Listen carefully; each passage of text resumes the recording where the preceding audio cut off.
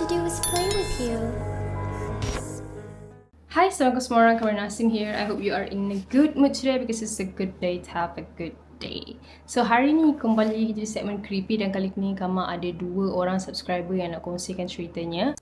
Sebelum tu, sorry korang, Kamar terlupa nak on mic. So, video kali ni korang tolonglah upkan volume sikit Subscriber yang pertama ni adalah tentang pengalaman seram seorang pekerja security guard. Yang ni Kamar dah pernah cerita, cuma yang ni dia tambah part 2. Ada beberapa lagi pengalaman seram semasa dia bekerja sebagai security guard dekat sebuah kawasan gudang yang sunyi ya.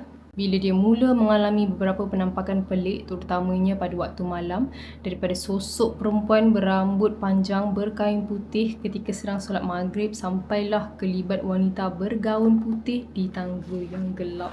So, tanpa buang masa, jom kita baca doa dulu. Mohon perlindungan dari Allah dari gangguan-gangguan syaitan.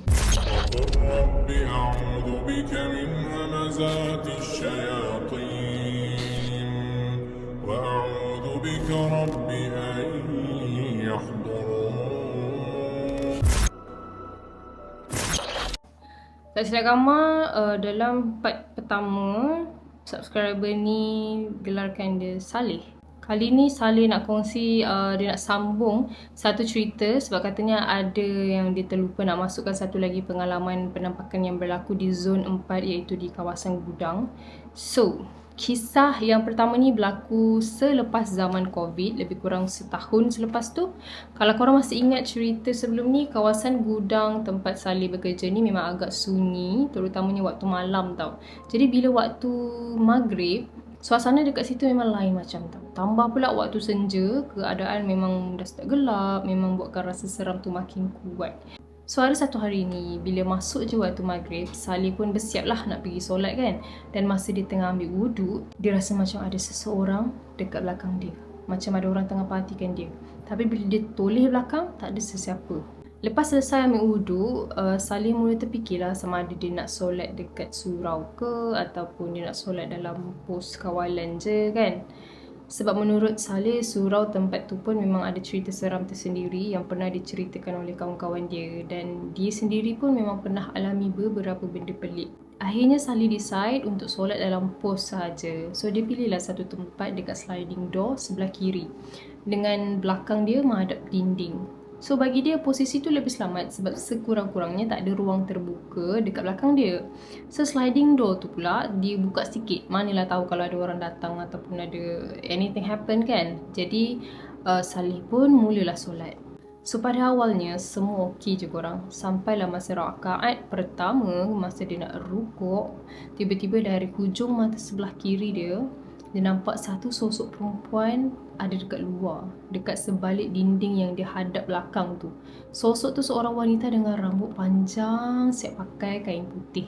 Dan yang paling menyeramkan, perempuan tu macam tengah main sorok-sorok dengan dia tau. Sekejap muncul tengok dia, sekejap sembunyi balik di sebalik dinding. Masa tu bacaan rukuk dia ni memang dah terganggu lah. Dia jadi macam lupa kejap sebab terkejut dengan apa yang dia nampak kan. Tapi kejadian tu macam berlaku cuma beberapa saat je. Bila dia bangun daripada rukuk, dalam kepala dia terus fikir, ya Allah, baru rakaat pertama, ada lagi 2 rakaat. Masa tu memang solat dah mula tak khusyuk tau. Dalam hati dia memang rasa nak lari je, nak batalkan solat kan. Tapi dia cuba kuatkan diri. Dia fikir, aku tengah solat menghadap Allah, aku tak boleh takut dengan benda macam ni.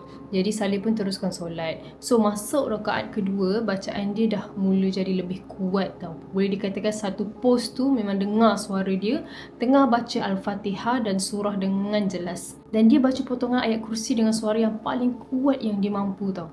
Bila dia rukuk, dia cuba-cuba curi pandang dan Alhamdulillah sosok tu dah tak muncul lagi. Jadi Saleh pun habiskan solat maghrib tu dengan keadaan yang sedikit tergesa-gesa. Dan nasib baik masa dia bagi salam tu, perempuan tu dah tak muncul dekat sliding door. Tapi rupanya pengalaman tu bukan kali terakhir korang. Beberapa minit lepas tu, dia sekali lagi mengalami kejadian hampir sama masa dia solat maghrib. Kali ni dia decide untuk solat dalam surau pula sebab dia fikir macam mungkin keadaan lebih okey. Dalam surau tu pula, arah kiblat dia menghadap dinding yang bersebelahan dengan sliding door. Jadi bila solat, memang pandangan dia akan menghadap kawasan sliding door tu.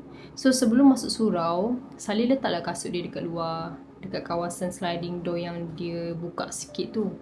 Dan seperti kejadian sebelum ni, masa ambil wuduk pun dia dah mula rasa benda sama tau. Dia rasa macam diperhatikan. Jadi dia pun masuk surau and dia terus solat. Sama seperti sebelum ni juga, sosok tu muncul lagi selepas dia bangun dari rukuk. Tapi kali ni lagi dekat tau. Depan mata dia sendiri, dia nampak ada satu sosok perempuan berdiri dekat sliding door yang terbuka tu. So awal-awal dia ingatkan tu macam kasut dia yang ada kat luar. Yelah, kita bukannya pandang macam tu kan. Kita macam tengok daripada ekor mata kita. Tapi bila macam diperhatikan, rupanya itu adalah sosok seorang wanita berambut panjang, memakai kain putih, berdiri diam sambil seolah-olah memerhatikan dia yang sedang solat. So masa tu memang Saleh blank tau. Kalau sebelum ni perempuan tu cuma main sorok-sorok, kali ni dia memang muncul terus depan mata. Dalam hati dia memang tak mampu nak berkata-kata. Dia kata, ya Allah, baru rakaat pertama ni, belum lagi sujud. Tapi dia kumpulkan kekuatan, keberanian, dia pejamkan mata dan teruskan solat. Sebab nak lari pun dah tak tahu nak pergi mana tau. Sosok tu memang ada dekat pintu. Tapi masa tu dia tengah solat kan. Jadi dia pun teruskanlah fokus. Walaupun memang susah nak fokus. So bila masuk rakaat kedua, Saleh tak buka mata langsung tau. Dia memang sama macam sebelum ni. Dia baca Al-Fatihah, potongan ayat kursi kuat-kuat sampai memang bergema dalam surau tu. Jadi dia percepatkan pergerakan solat dan dia teruskan sampai selesai. Bila masuk rakaat ketiga, Alhamdulillah sosok perempuan tu dah hilang. Saleh macam dia tak tahu dia nak pergi mana kan. Cuma masa dia nak bagi salam tu, hati dia masih berdebar sebab dia takut perempuan tu tiba-tiba muncul kat belakang. Tapi Alhamdulillah benda tu tak terjadi. Akhirnya dia berjaya habiskan solat maghrib dia dengan aman. Itu kisah pertama daripada Saleh. Kisah kedua ni dia pendek sikit lah, tapi masih berlaku dekat kawasan tempat kerja yang sama. Kali ni Saleh bertugas menjaga gudang dekat zon 3. Kalau dibandingkan dengan zon lain korang, gudang dekat zon ni sebenarnya terang tau. Tapi yang buatkan tempat tu seram adalah kawasan pos kawalan dia. Sebab dekat situ ada tangga berbentuk spiral dan bahagian atas tangga tu gelap sebab tak ada lampu. Dan waktu tu mungkin dah tengah malam. Jadi dekat dalam pos tu cuma ada kipas, tapi anginnya tak berapa nak rasa. Jadi Saleh pun bukalah pintu nak bagi udara masuk kan. Bila pintu dibuka, perkara pertama yang dia nampak adalah tangga spiral yang betul-betul berada depan pintu dia.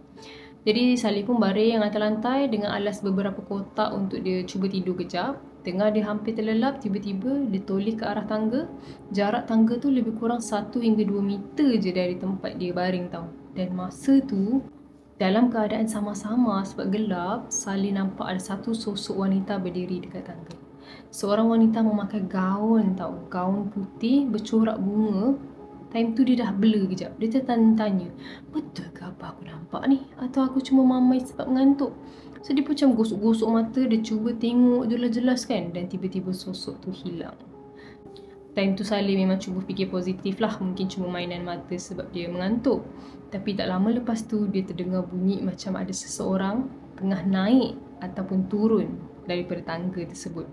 Terus Saleh ni bangun, dia tutup pintu, dia terus duduk atas kerusi tau. Terus tak jadi nak tidur. Jadi itulah antara pengalaman seram yang pernah dialami Saleh sepanjang dia bekerja dekat security. Dan menurut Saleh, dia memang sendiri tak pastilah sama ada sosok perempuan yang dia nampak tu adalah entiti yang sama masa dia tengah solat maghrib ataupun entiti yang berbeza sebab baju diorang macam lain. Tapi selepas kejadian tu, dia tak banyak lagi dah mengalami penampakan. Cuma kadang-kadang masih ada gangguan lain lah, macam terdengar suara pelik, terasa macam ada kehadiran dekat sekeliling. Dan untuk kisah surau tu pula, Saleh kata dia memang akan kumpulkan dalam satu cerita khas bersama dengan kisah-kisah pendek seram yang lain sepanjang dia bekerja as security. Wow, that's so exclusive. Thank you Saleh sebab sudah kongsi. Tapi kalau korang berada dekat tempat Saleh masa tu kan, korang rasa korang akan teruskan solat ke korang lari? Cuba komen down below. So kita akan teruskan dengan kisah yang kedua. Kisah kedua ni pun boleh tahan seram dia sebab dia kata hampir semua video seram kamar dia dah layan. Dan yang menariknya, dia bukan setakat dengar cerita seram orang lain, tapi dia sendiri pernah mengalami beberapa pengalaman yang agak mengganggu selepas menonton cerita-cerita seram. Ni benda yang paling kita nak dengar. Orang yang selalu dengar cerita-cerita seram ni tak pernah kena ganggu ke? Inilah dia. So, let's go.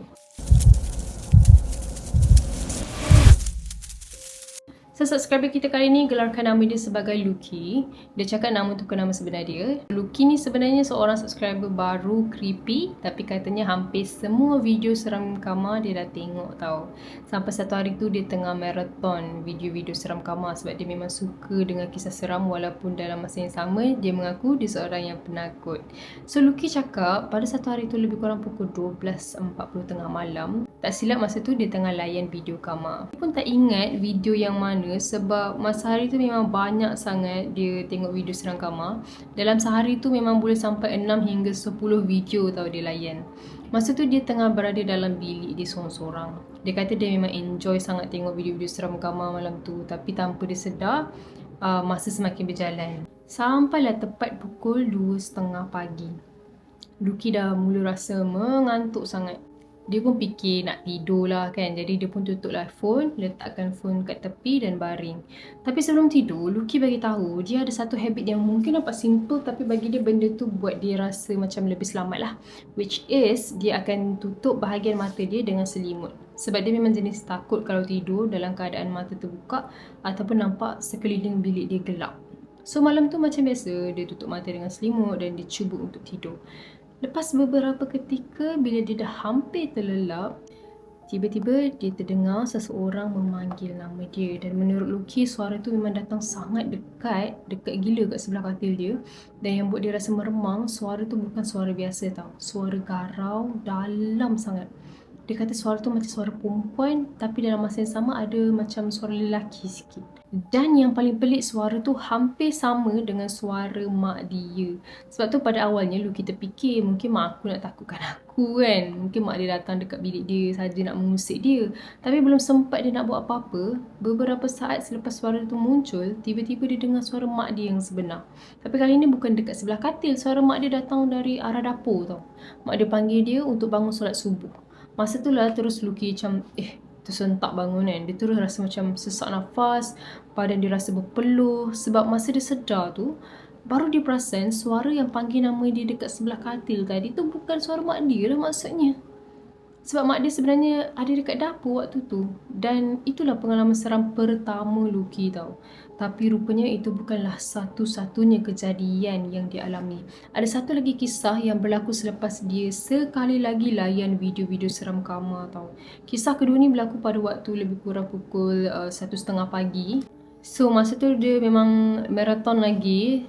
Mungkin sebab dia dah minat sangat dengan kisah-kisah macam ni kan. Jadi malam tu dia habiskan satu lagi video seram kamar. Dia pun tak ingat video yang mana sebab terlalu banyak video yang dia dah tengok dalam masa satu hari. Tapi lepas selesai tengok video yang keempat malam tu, Lucky pun mula rasa mengantuk dan nak tidur. Dia pun baringlah atas katil dan dia cuba untuk lelapkan mata. Tapi masa dia hampir nak tidur, tiba-tiba dia rasa macam something yang pelik. Dia rasa macam ada seseorang naik atas katil dia. Sebab bahagian hujung kaki katil dia tu terasa macam tenggelam sikit. So awal-awal tu dia macam cuba fikir positif. Mungkin perasaan dia je. Mungkin sebab dia terlalu penat ataupun dia terlalu fikir pasal cerita seram yang dia tengok tadi kan. Tapi makin lama, katil dia mula rasa tenggelam tau. Dan kali ni bukan dekat hujung kaki saja, tapi sampai ke bahagian pinggang dia. Masa tu Lucky dah start rasa tak sedar hati lah. Dia tahu macam ada something yang tengah ada dekat atas katil dia kan. Disebabkan dia masih takut nak buka mata sepenuhnya, dia cuma cuba tengok melalui celah selimut yang tutup muka dia tau. Dan masa dia tengok tu, dia memang nampak ada satu bayangan macam ada sesuatu yang tengah pandang tepat ke arah dia. Tak lama lepas tu, bayang tu hilang. So Lucky pun slow-slow lah buka selimut. Dia cuba tengok kawasan hujung katil dia kan. Dan masa tu dia terus terkaku sebab dia memang nampak something. Ada separuh muka yang tengah perhatikan dia dari hujung katil. Ya Allah, seram gila. Bayangkan korang tengah baring sorang-sorang waktu malam kan, dalam keadaan gelap. Tiba-tiba dekat hujung kaki katil kau ada something yang tunjukkan muka separuh dia tengah pandang kau. Memang boleh buat jantung berhenti kejap babe. So Lucky memang terus tutup muka dia balik dengan selimut. Dia kata masa tu dia terus sesak nafas lah sebab dia terlalu terkejut. Dia cuba tenangkan diri dia, dia baca doa dan lepas beberapa ketika benda tu hilang. Itulah dua pengalaman seram yang pernah dialami oleh Luki. Tapi sebenarnya bukan tu saja tau. Sebenarnya background Luki ni boleh tahan gak. Atuk Luki dia merupakan seorang bekas ustaz yang pernah membantu merawat penyakit-penyakit berkaitan gangguan lah sebelum beliau terkena stroke akibat sesuatu yang dikeluarkan daripada badan pesakit dia. Luki kata penjaga pertama dia dipanggil Putri, yang kedua pula seorang pendekar, dan yang ketiga dia sendiri tak tahu nama ataupun panggilan sebenar, tapi menurut penjaga dia sosok tu memang sangat besar, warna hitam dan rupa dia lebih kurang macam mawas. So menurut Luki mungkin sebab tu dia selalulah mengalami perkara-perkara pelik sepanjang hidup dia. Mungkin dia nak kongsikan tentang penjaga dia tu pula. Tapi kan kalau korang tengah tidur tiba-tiba ada suara panggil nama korang dari sebelah katil, korang akan buka mata tak? Ke korang akan tidur je? Cuba komen down below. Tapi aku paling seram yang muka tu lah. Sumpah lah, muka tu kamu rasa kamu boleh pengsan kalau ternampak. Thank you Luki dan juga Saleh sebab sudah kongsi pengalaman seram korang dengan peminat creepy sekalian. Kamu rasa tu saja video untuk hari ni. Siapa yang ada kisah seram, korang boleh kongsi dekat email kamarinawork29@gmail.com. Dia pun dah tutup lah TV ni. So I guess that's it. See you guys in my next video. Bye bye.